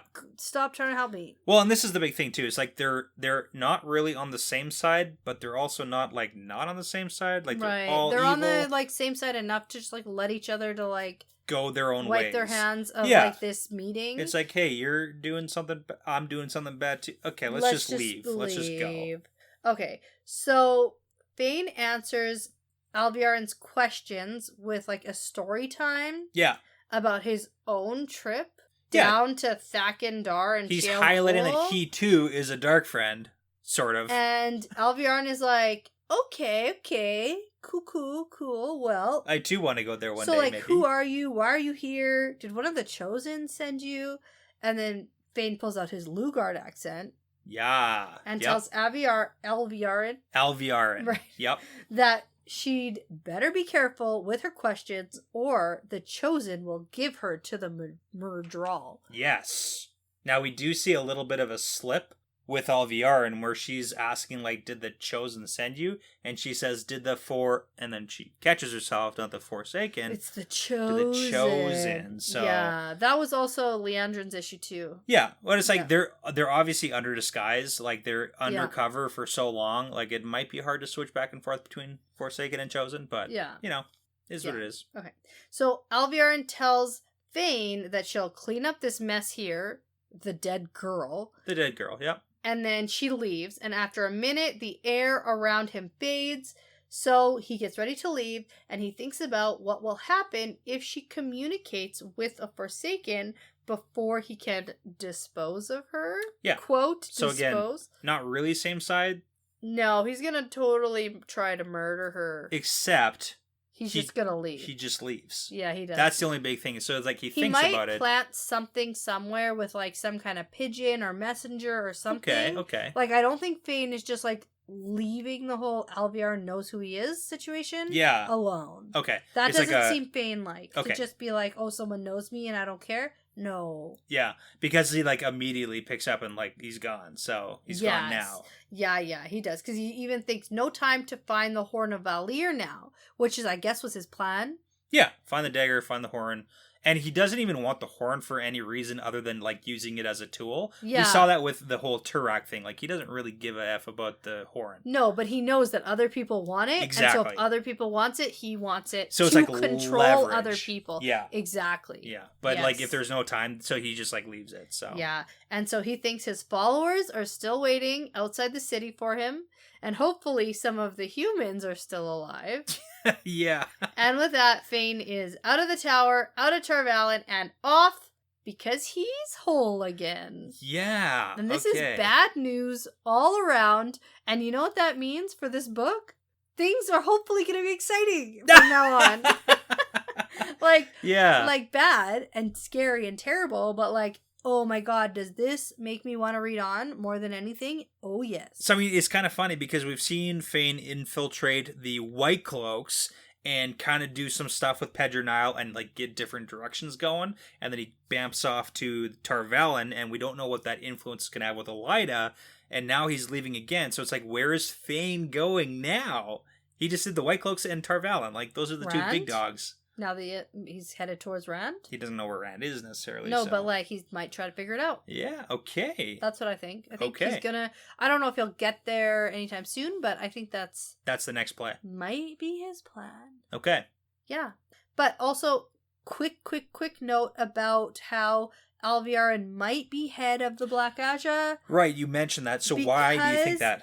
Only because it seems like we just had arrows pointed at that for us by Robert Jordan. That's all. It's like only writing because like literally last chapter we're like with the whole Liandrin thing. Yeah, we're like Moghedien doesn't know who's the head of the Black Aja, and then we get Alviarin who's here, who's like a very like powerful woman in the tower right now. That's true. She is like, you know, Keeper of the Chronicles. And we just find out that she's a Black Aja. So like it just seems like the arrows were pointed for us. Okay, I can... That's all. Like, that was the... Yeah. That was what I picked up on. I can totally understand if there isn't, like, a head of the Black Aja.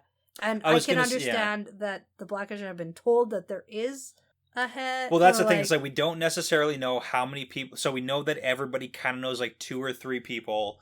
But even the head of the Black Aja, like how many people does if there is a head, how many does that person know? It kind of seems like an ego thing with Liandrin too. So I know it's hard to say, but that was just my. No, I mean it's a good thought. I even wrote it in my notes, and then in our discussion it came out. But so it's a big question mark. But okay, all right. Yeah, that was a lot of side perspectives. That was good. I cannot believe how long that went on for. That was fun though. I can. You can? Yeah. These were some really good chapters to go back to back. Yeah. So before your strong-willed mind pulls you out of a compulsion haze, I'm going to say that this is part of the pattern now. Yeah, it's part of the pattern.